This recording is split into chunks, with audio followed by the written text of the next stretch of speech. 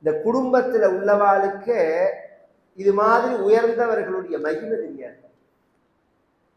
ஏன்னா அவ ரொம்ப குழக்கமா நெருக்கமா இருக்கா பார்த்தீங்களா, அதனால ஊரே பிரமிச்சா பார்க்கிறவன சீப்பா நினைக்கும். அதோட வேல்யூ என்ன அப்படிங்கிறதே தெரியாத வாழ்க்கை. அபூர்வமா சில பேருக்கு தான் அந்த குடும்பத்திலேயே ஒன்றி பழகினாலும் நம்ம நினைக்கிற மாதிரி சாதாரணமானவர் இல்லை. இவர் ஒரு அவதார புருஷருங்கிறது சில பேருக்கு தான் புரியும். பெரும்பாலா மனைவி, குழந்தைகள், உறவினர் கிருஷ்ணாவதாரத்துல கிருஷ்ணனையே தெய்வம்னு எத்தனை பேர் புரிஞ்சுட்டா? கிருஷ்ணாவதாரத்துல கிருஷ்ணனை தெய்வம்னு எத்தனை பேர் புரிஞ்சுட்டா? நம்மளே மாதிரி அவனும் ஒரு இடையன்னு தான் நினைச்சான். இடையன்ல புத்திசாலி இடையன்னு நினைச்சான். அப்படிதான் நினைச்சார்களே தவிர அதை தெய்வம்னு நினைக்கவே இல்லை. தெய்வத்தனைக்கு பகவான் தெய்வம்னு அத்தனை இப்ப ராமாவதாரத்திலேயாவது தன்னை காமிச்சுக்காம இருந்தான் பகவான். யாராவது ராமனை தெய்வம்னு சொன்னா இல்ல இல்ல நான் மனிதன் தான் சொல்லுவான். கிருஷ்ணாவதாரத்துல பகவான் தெய்வம் தெய்வம்னு பிறந்தத்திலேருந்து டாம் போட்ட அவதாரம். நான் தான் தெய்வம், நான் தான் தெய்வம்னு ஒவ்வொரு காரியத்திலையும் பகவான் காமிக்கிறான். இத்தனையும் தாண்டி நீ நம்ம கிருஷ்ணன் தான், நீ தெய்வம் அப்படின்னு சொன்னா இல்ல இல்ல எங்க பகவான் வைகுண்டத்தை காமிப்பார். கிருஷ்ணாவதாரத்துல எல்லாரையும் இந்த இடையர்கள் எல்லாம் அழிச்சு போய் ஒரு வைகுண்டத்துல காமிப்பார். ஆதிசேஷ தல்பத்துல லட்சுமி லாலித சரணனாய், சனகாதி சேவிதனாய், சதுர்வேத ஸ்துத்தியனாய், நாரதாதிகேயனாய், பிரம்மாதி வந்தியனாய் பகவான் அந்த அப்படி படுத்துட்டு இருக்கிறதே, அந்த குழந்தை கிருஷ்ணர் படுத்துட்டு இருக்கிறதே, இந்த பசங்கள்லாம் இருக்கா பாருங்க, ஏன் நம்ம கிச்சன் பாம்பு மேல படுத்துட்டு இருக்காண்டான்னு, நம்ம கிச்சன் பாம்பு மேல படுத்துட்டு இருக்காண்டா. இந்த அளவுதான் அவளுக்கு புரிதல்ங்கிறது. அது மாதிரி இந்த பூசலார் நாயனார் தியானத்துல இருக்க, அவரை பிடிச்சி உலுக்கிட்டாங்க. உலுக்கினா திக்கிட்டுண்டா, என்ன ராஜா வந்திருக்கா, ராஜா வந்திருக்கா. அவளுக்கு ராஜா, இவருக்கு சாதாரண ஆள். இவருக்கு சாதாரண பட்டினத்தார் வந்த திருவாரூர் தஞ்சாவூர் ராஜா வந்தா, பட்டினத்து அடிகள் உட்கார்ந்துருந்தார் திருடமத்தூர்ல. அவர் வந்தோடனே எழுந்திருக்கல, கண்ண துறக்கலன்னு அவன் கொஞ்சம் வருத்தப்பட்டான். அதுக்கு அவர் கேட்டார், நீ என்னதுக்கு வந்தேன்னார். உங்களை பார்க்க தான் வந்தேன்னா. நீங்க என்ன பண்ணினேன்னு கேட்டார். கண்ணை மூடிண்டு நான் பிரம்மத்தை தியானம் பண்ணினேன்னு சொன்னா அவனுக்கு புரியுமா? கண்ணை மூடின்னு ஒரு ஆச்சரியத்தை பார்த்தேன்னார். என்ன ஆச்சரியம்னா, நான் ஒரு திருவண்ணாமலை ஆண்டி பண்டாரம் பரதேசி பிச்சைக்காரம் ஒரு கோவணத்தை கட்டின்னு கால் மேல கால் போட்டுன்னு நான் உட்கார்ந்து இருக்க, எனக்கு முன்னாடி இந்த நாட்டை ஆள்ற அரசன் கையை கட்டின்னு நிற்க கண்டேன்னா. உன்னை எவன்டா கூப்பிட்டாண்ட? நான் உன்னை கூப்பிட்டேன்னு அந்த அளவுல தான் அவனுக்கு புரியும். அது மாதிரி இவர் ராஜான்ன உடனே சக உயிர்களை மதிக்கணுங்கிறது ஒரு விஷயம். அது யாரா இருந்தாலும் மதிக்கணும். இந்த பணத்தினால மதிப்புங்கிறதெல்லாம் இப்பதான், இப்ப சமீப காலத்துலதான் பரம அயோக்கிய திருட்டு பயலா இருந்தாலும் பணம் இருந்தா அவன்கிட்ட போகும். எங்க ஊர் விஐபிம்மா, அந்த ஊர் சொத்தமுக்கு அவன் தான் கொள்ள அடிச்சிருப்பான். அதான் நினைச்சுப்பேன் நான், அந்த கும்பாபிஷேகத்துல எல்லாம் கல்வெட்டு இருக்கு பத்தியில, கீழே பணம் கொடுத்தவனோட பெயர் கீழே, அந்த கோவில் சொந்த கொள்ளையடிச்சவனோட பெயர் மேல. என்ன வயத்தறிச்சல்!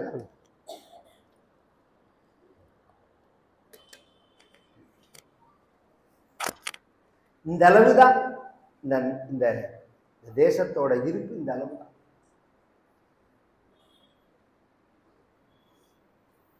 அறிவார்ந்த மக்கள், அறிவு சார்ந்த மக்கள் ஒரு நாள் ஓட்டு போடுற அன்னைக்கு அத்தனை பேர் போடணும்னு நினைக்கிறது கிடையாது. வீட்டில் உட்காந்து டிவியை பார்க்க வேண்டியது. பாவம் ஏழை பாழைகள் அன்னன்னைக்கு வயிற்று குழப்பம் நடந்தா போறோம்னு 5 ரூபா 10 ரூபாய் பார்த்த உடனே ஓட்டை போட்டுட்டு வந்துடுறா.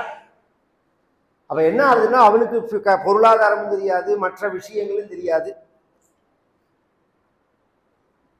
ஏதோ வந்து பணம் கொடுத்தா அதுக்காக நான் ஓட்டு போட்டேங்கிற மாதிரி ஆயிடுறது. அப்ப தேசத்தோட தலையெழுத்தே மாறிடுறது. பணத்துக்காக மதிப்புன்னு ஒண்ணு உண்டா?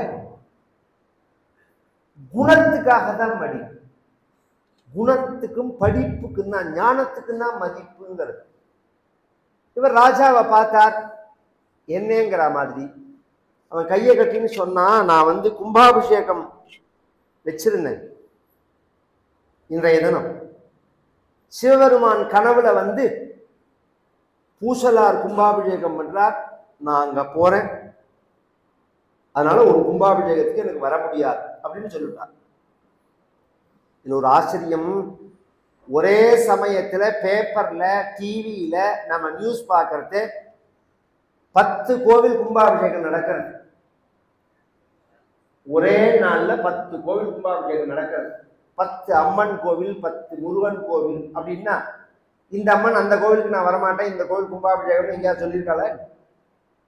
இல்ல அது மாதிரி உள்ள சக்தியா?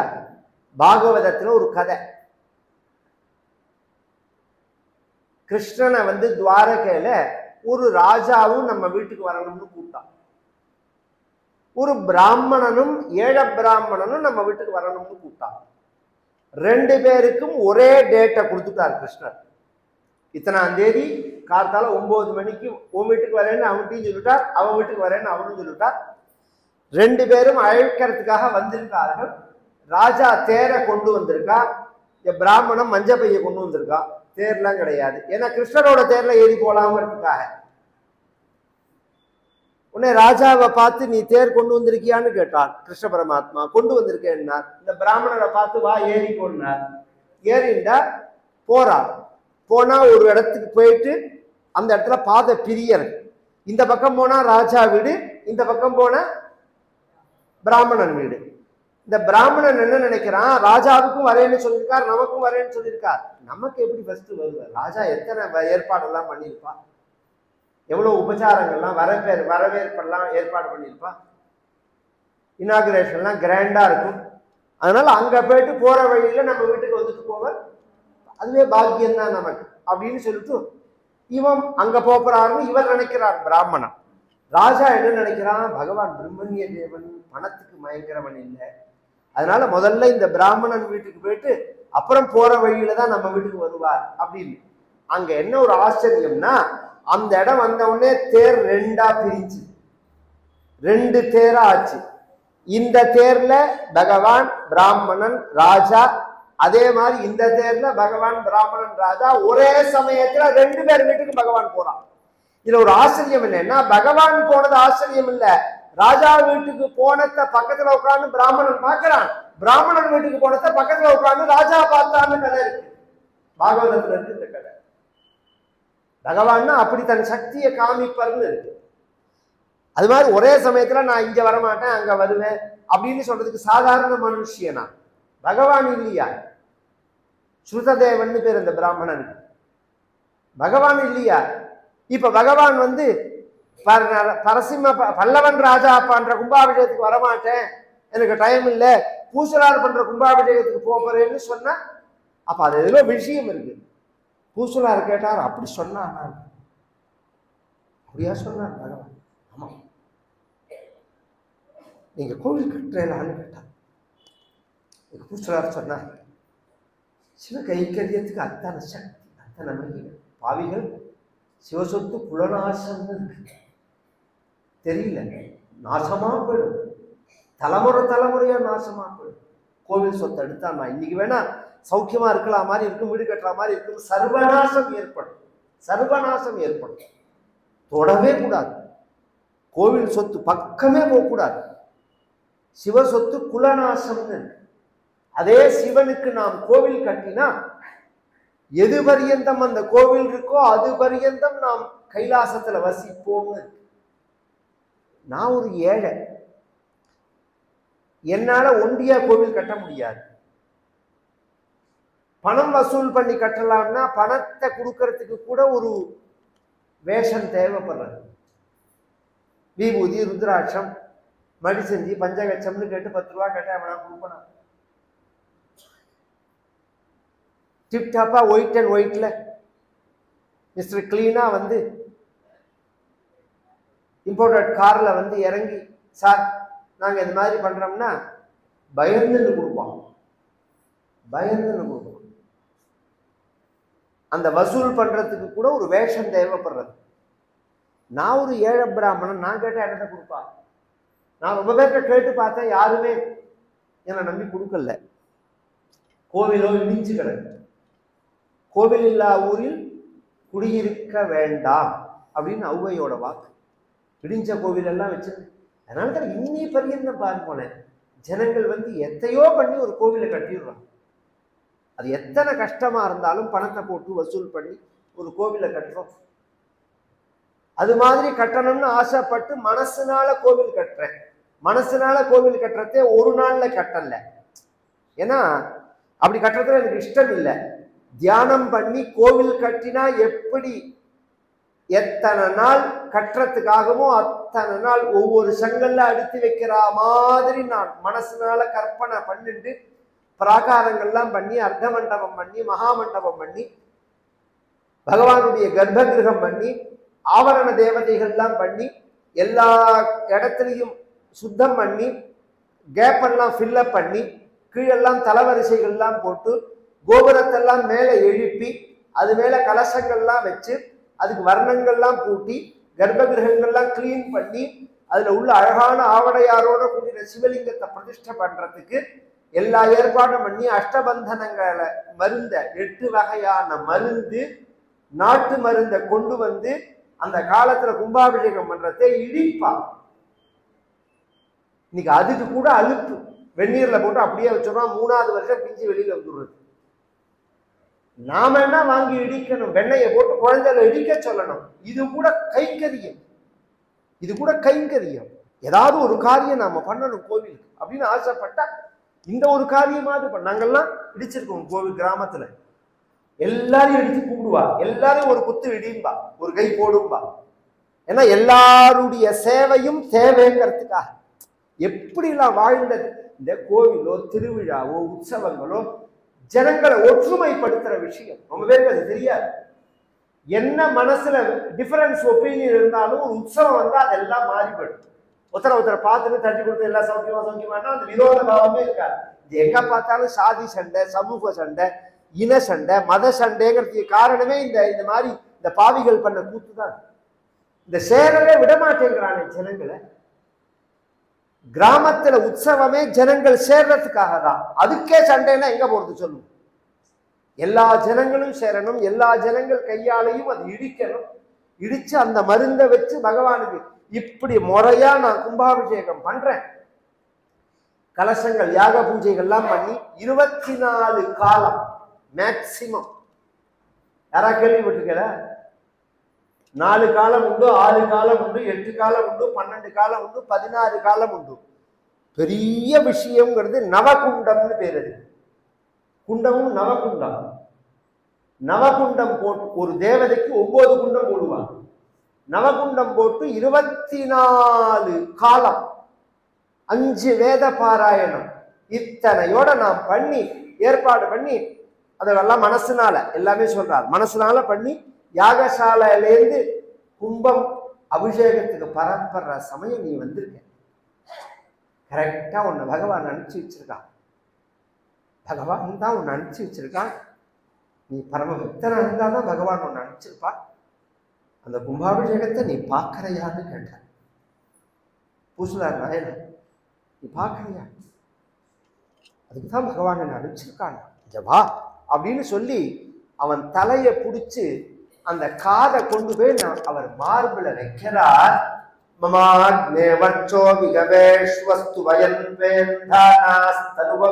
வேத மந்திரம் சொல்லிட்டு போவான். இந்த கும்பத்தை எடுத்துன்னு போற மந்திரம் இது காதுல விழல். அழுது விட்டான் ராஜா. அதுக்கு மேல அழுதார் பூசலார் நாயனார். நான் ஒரு ஏழை, நான் ஒரு பிச்சைக்காரன், ஒரு தரித்திரன், பரதேசி.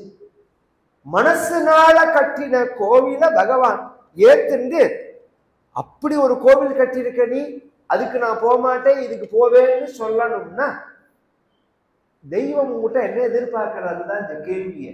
இன்னைக்கு ஆர்டிஆர் அந்த ஆர்காலஜிஸ்ட் சொல்லுவாள், இந்த இந்த வேலைப்பாடெல்லாம் பழமையான வேலைப்பாடு. உலகம் முழுக்க இன்னைக்கு அந்த டெக்னாலஜியை புரிய முடியாத ஒரு கோவில் தான் தஞ்சாவூர் ராஜராஜனோட கோவில் தான். இன்னி பரியந்தம் அந்த இன்ஜினியரிங் டிவிஷனுக்கு அது என்னன்னே புரியல. நிழல் விழமாட்டேங்கிறது, எதுல கொண்டு இதை நிறுத்தி வச்சிருக்கான், இதுக்கு எங்க இந்த சாரம் போட்டா, இதெல்லாம் இமேஜினேஷன் தான். பொதுவாகவே இந்த ஆராய்ச்சி கற்பனை இதெல்லாமே உண்மையாயிடாது. நாம ஆராய்ச்சி பண்றோம், நமக்கு என்ன புரிஞ்சுதோ அதை சொல்றோம். நம்மளை விட புத்திசாலி நாம சொன்னதை பொய்ன்னு சொல்லிட முடியும். அதனால ஆராய்ச்சி அத்தனையும் மாறுபாடை உடையது. இதை எல்லாருமே தெரிஞ்சுக்கணும். ஏன்னா இப்ப நான் ஒரு விஷயத்துக்காக இதை சொல்றேன். நிறைய உங்களுக்கு இப்போ ஒரு 5-6 நாள் 7-8 நாளா ராமர் எப்ப பிறந்தார் போனாருங்கிற டிபேட்லாம் நடக்கிறது. இப்படி சொல்லலாமா அப்படி சொல்லலாமா? இதுல பேசுறவா எல்லாருமே ஆஸ்திகா மகான்கள். இல்ல ஒரு ஆச்சரியம் என்னன்னா, அதை சொன்னவர் எழுதினவர் அவர்கள் எல்லாமும் ஆஸ்திகா உபன்யாசகா. இங்க ஒன்றும் நாஸ்திகாலே கிடையாது. அவரவர்களுக்கு தெரிஞ்ச விஷயத்தை எழுதுறார். ஜனங்களுக்கு ஒரு நம்பிக்கை வரணுங்கிறதுக்காக இதை ஆராய்ச்சி பண்ணது ரீதியா ப்ரூஃப் பண்ணணும்னு தான் அவர் முயற்சி பண்ணினது. அது தப்பா ரைட்டான்னு பப்ளிக்ல நாம் விவாதம் பண்ணக்கூடாது. ஏன்னா 2 மாசம் வச்சுக்கோங்க, இதுல இருந்து 2 மாசம் கழிச்சு பாருங்க, சின்ன சின்ன யூடியூப் சேனல்லாம் கட்டிங் பேஸ்டிங் பண்ணி பண்ண தப்பெல்லாம் மட்டும் எடுத்து பேசுவான். இதுல நல்லதையும் எடுத்து பேச மாட்டான். இது ஃபர்ஸ்ட். 2வது, சாஸ்திரம் அப்படிங்கிறது பிரத்யக்ஷம் அனுமானம் அனுபவத்துக்கு அப்பாற்பட்டது. நீங்க கண்ணால பார்க்கறது, புத்தியினால யூகிக்கிறது, அனுபவத்துல எது உங்களுக்கு புரியாதோ அதை தான் சாஸ்திரம் சொல்லும். இது அடிப்படை. அப்படிங்கிறத அதுல சொல்லப்பட்ட எல்லாம் சயின்டிபிக்கா ப்ரூவ் பண்ண முடியாது. ப்ரூஃப் ஆகலைங்கிறதுக்காக அது பொய் ஆயிடாது. அது நல்லா புரிஞ்சுக்கணும். அதுல ப்ரூவ் பண்ணல, சயின்டிபிக்கா ப்ரூவ் பண்ணாதான் உண்மை அப்படின்னு நினைக்கிறதே பைத்தியக்காரத்தனம். முதல்ல இந்த சயின்ஸுங்கிறதே இப்போ வந்தது தானே. இதுலயே மாறுபாடு எவ்வளவு இருக்கு. உதாரணம் நீங்க படிச்சது நீங்க சொல்றேன். லைட்ஸ் இருக்கு பாருங்க, சூரியன்ல இருந்து வர லைட்ஸ் இருக்கு. அது ஸ்ட்ரைட்டா போகுமா வளைஞ்சு வளைஞ்சு போகுமா? ஸ்ட்ரைட்டா தான் போகும்னா நீங்க படிச்சிருப்பேன். நீங்க படிச்சது முழுக்க ஸ்கூல்ல ஸ்ட்ரைட்டா போகும் அப்படின்னு தான் படிச்சிருப்பேன். சமீபத்துல பிசிக்ஸ் வளைஞ்சு வளைஞ்சு போகும். லேட்டஸ்ட் இது ஸ்ட்ரைட்டா போகுமா வளைஞ்சு போகுமாங்கிறத சயின்ஸ்ல இந்த குழப்பம் இருக்கு. ஸ்ட்ரைட்டாகவும் போகும், வளைஞ்சு வளைஞ்சு போகும். சூரியன் அப்படிங்கிறவன் ஒளியினுடைய உருவம். அவனோட தேர்ல 7 குதிரை பூட்டினதுன்னு சொல்ற மத்தியில சர் சி வி ராமனுக்கு நோபல் பரிசே அதுலதான். அந்த 7 குதிரைன்னு ஏன் சொல்லுவானேன்னா, பிளாக்ல ஆரம்பிச்சு ஒயிட் அந்த கலர் வேரியண்ட்டுக்கு தான் 7ன்னு பேரு. அந்த குதிரைன்னு ஏன் சொல்லுவானேன்னா, குதிரை எப்படி போகும்? நேரம் அப்படி நடந்து போகும், இப்படி வளைஞ்சும் போகும். இந்த லைட்ஸ் நேரம் தான் போகும்னு இல்லை, வளைஞ்சும் போகுங்கிறத காமிக்கிறதுக்கு தான் அங்க குதிரைன்னு காமிச்சது, தேர்ல போட்டு காமிச்சது. அது மாதிரி சாஸ்திரங்கள் 1000 விஷயத்தை பேசும். எல்லாம் சயின்டிபிக்கா ப்ரூவ் பண்ணவே முடியாது. ப்ரூவ் பண்ணாததுனால அது பொய் ஆயிடாது. தஸ்மாத் சாஸ்திரம் பிரமாணந்தே காரியா காரிய வியவஸ்திதம்னு நாம் சாஸ்திரம் சொல்றத நம்பணும். ஏன்னா பிரத்யக்ஷமா இல்லாத விஷயத்தை தானே சாஸ்திரம் சொல்றது. இப்ப இந்த சமித்தை எடுத்து இப்படி ஹோமம் பண்ணினா உனக்கு வியாதி போகும். எனக்கு அதை நிரூபி, அப்பதான் நான் நம்புவேன். ரொம்ப பசியா இருக்கு, இந்த வாழைப்பழத்தை சாப்பிட்டேன்னா உன் பசி நிவர்த்தி ஆகும் அப்படின்னா, வாழைப்பழம் சாப்பிட்டா பசி எப்படி போகும்னு நீங்க சயின்டிபிக்கா ப்ரூவ் பண்ணு, அப்பதான் நான் வாழைப்பழம் சாப்பிடுவேன்னு எவனா சொல்லணும். நீ வாழைப்பழம் சாப்பிட்டா உன் பசி சரியா போகும்னு சொன்னா அது எப்படின்னு சயின்டிபிக்கா எனக்கு ப்ரூவ் பண்ணு, அப்புறம் தான் நான் தின்னா தானாவே தெரியாது. அந்த வாழைப்பழத்தை சாப்பிட்டா பசி நிவர்த்தி தானாவே தெரியும். அதை திங்காத வருடம் புரியாது. அது மாதிரி சாஸ்திரங்கள் சொன்ன கர்மாக்கள் அனுஷ்டானம் பண்ணாத வருடம் சாஸ்திரம் புரியாது. பேசினத்தினால சாஸ்திரம் புரிஞ்சுறாரு. சாஸ்திரம் சொல்றது அத்தனையும் சத்தியம், 100க்கு 200% சத்தியம். அதுதான் இந்த முக்கியமான விஷயம். தஞ்சாவூர் கோவில் இருக்கு பாருங்க, அந்த தஞ்சாவூர் கோவிலை எப்படி கட்டியிருக்கா ராஜராஜ சோழன். கும்பாபிஷேகங்கள்லாம் முடிஞ்ச உடனே பொதுவா பிரஷ்னம் போட்டு பார்ப்பா. தேவ பிரஷ்னம்னு பேரு. அது நம்ம தேசத்தில் உள்ள பொது இப்ப கேரளாவுக்குன்னு நினைச்சிட்டு இருக்கா எல்லாரும், அப்படி கிடையாது. அதுக்கு பேர் பிரஷ்னம்னு பேரு, பிரசன்னம் இல்லை. இந்த புஸ்தகத்துல பேப்பர்ல எல்லாம் பிரசன்னம்னு போடுவா, அதுவே முதல்ல தப்பான வார்த்தை. பிரசன்னம்னா தெரியறது, பிரஷ்னம்னா கொஸ்டின் அர்த்தம். பிரஷ்னம் அப்படின்னா கொஸ்டின் அர்த்தம். கேள்வியினுடைய அடிப்படையில அமைஞ்சதான ஜோசியம் அது, அஸ்ட்ராலஜி. அதுல பகவான் சொல்றான், இவ்வளவு பெரிய கோவில் கட்டிடத்துல பகவானுக்கு திருப்தி தானே அப்படின்னு ராஜராஜ சோழன் கேட்கிறா. கிழவியோட நிழல்ல இருக்கேன், கிழவியோட நிழல்ல இருக்கேன். இதுக்கு யாரு பதில் சொல்றது? இவ்வளவு பெரிய கோவில் கட்டி இருக்கு, நான் கிழவியோட நிழல்ல இருக்கேன்னு சொல்றாருன்னு புரியல. அப்படி விட்டுடல. உடனே ராஜா என்ன பண்ணா, மறுநாளைக்கு அந்த கோவில்ல வேலை செஞ்ச அத்தனை பேரையும் கூப்பிட்டுருப்பான்.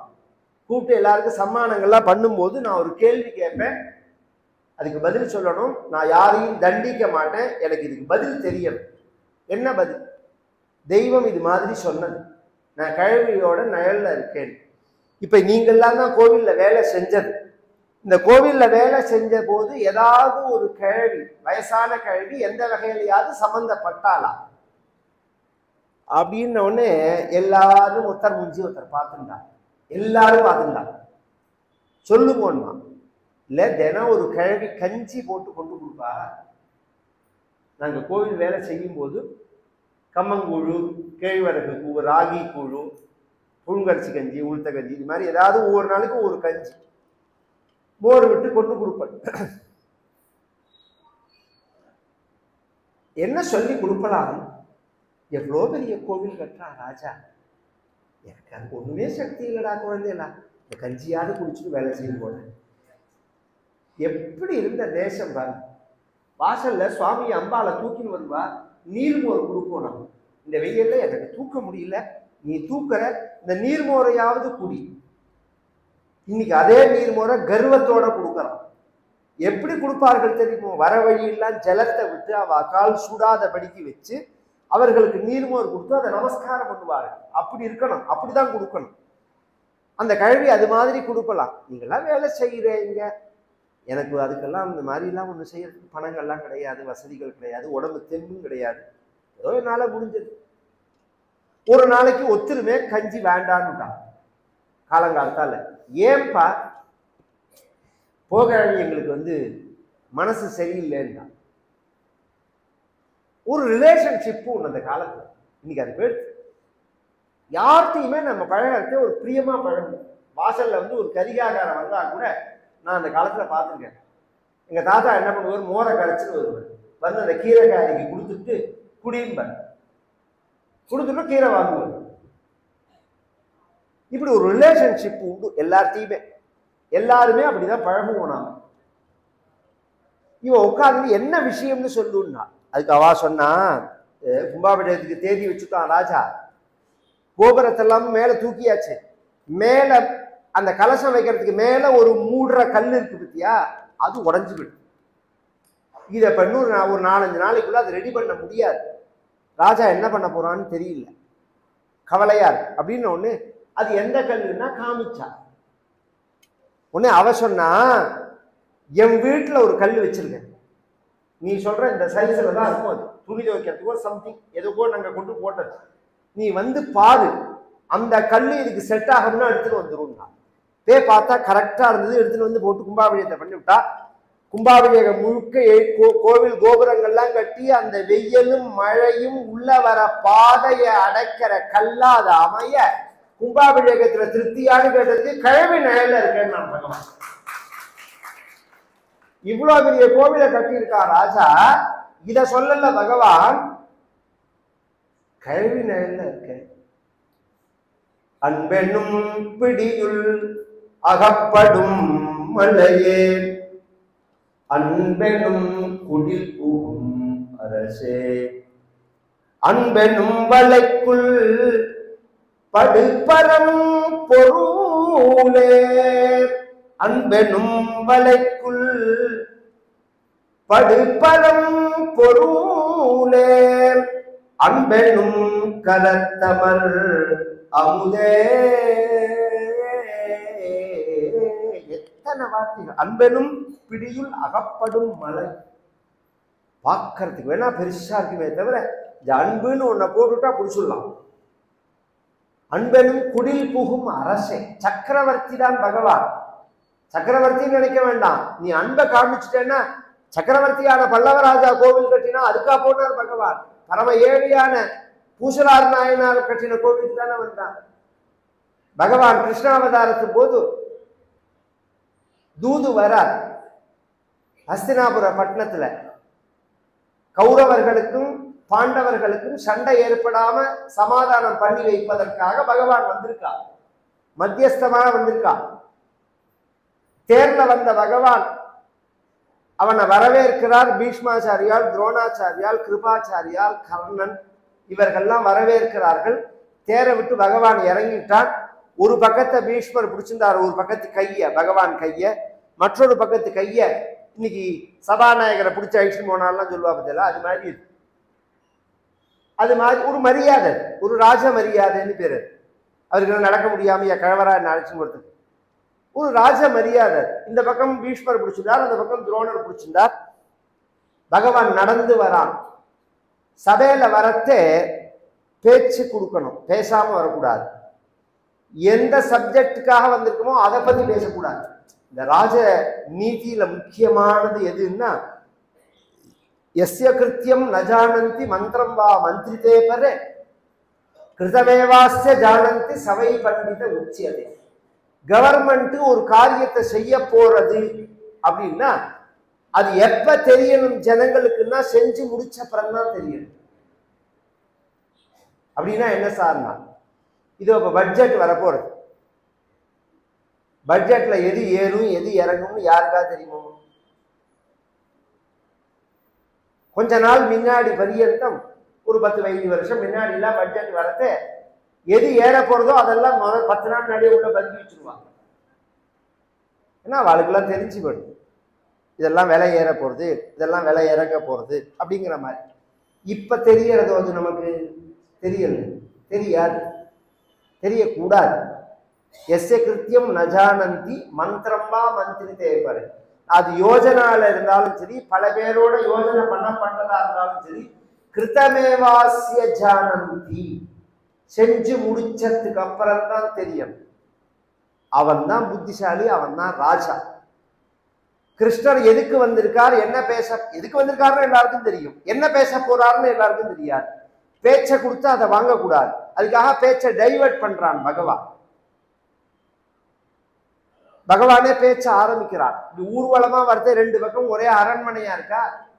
ஒரு பெரிய வீட்டை காமிச்சு பீஷ்மர்கிட்ட கேட்கிறான், இது யாரோட வீடுன்னு.